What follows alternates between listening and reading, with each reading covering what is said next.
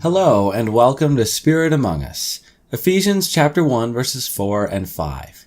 Even as he chose us in him before the foundation of the world, that we should be holy and blameless before him.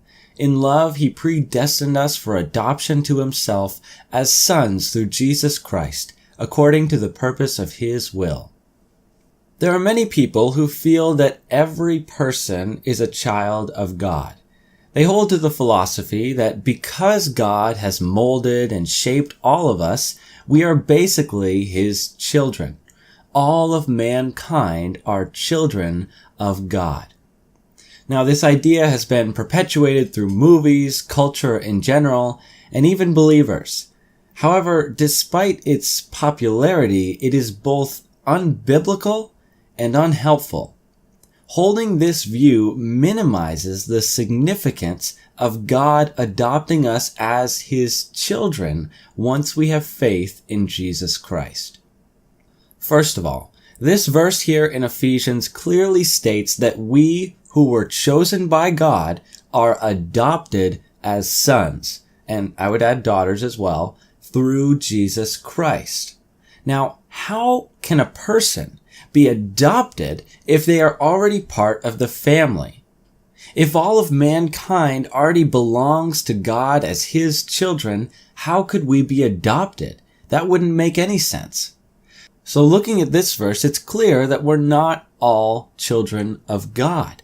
Only when we have faith in Christ can we become his children. But we shouldn't just look at this verse. We should also recall when Jesus called out the Pharisees of actually being children of the devil. Far from belonging to God as his children, they actually belong to Satan. Now, I also want to take a look at what John says about it in his first epistle. 1 John chapter 3 verse 10. By this it is evident who are the children of God and who are the children of the devil. Whoever does not practice righteousness is not of God, nor is the one who does not love his brother. Here in the letter, John sets up two categories. You can either belong to God or you belong to Satan. You are either God's child or you're a child of the devil. On one level, it sounds harsh, but when we think about it, it only makes sense. Before we belonged to God, we were alienated from him, following the course of this world, following our own fleshly desires, and therefore following the path of evil that Satan himself walks. We were following the devil before we knew God. In our lives, we can either be walking away from God in total rebellion, following Satan, following his ways, chasing after evil, or we can be walking towards God in total submission.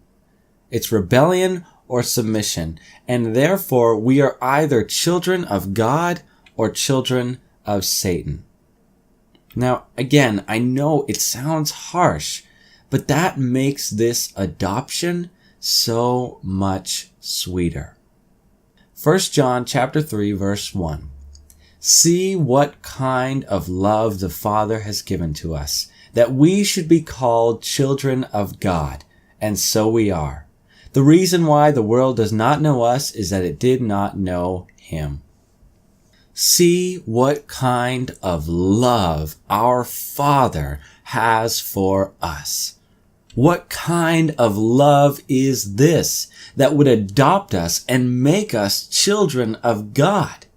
Even when we were in total rebellion, even when we were opposed to the way of Christ, even when we were children of his mortal enemy, his worst enemy, Satan himself, he chose to adopt us and bring us into his family.